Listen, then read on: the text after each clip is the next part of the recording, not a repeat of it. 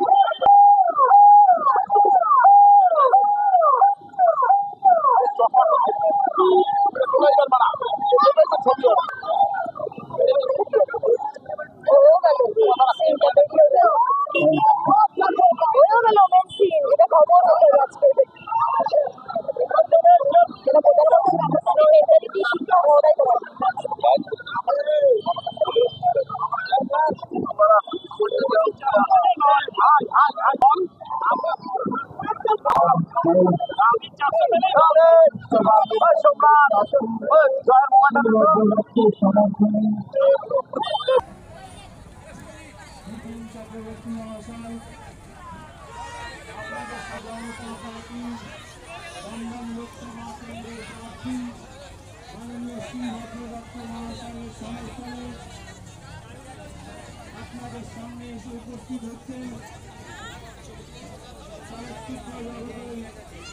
অন্যতম উৎসাহ নক্ষত্র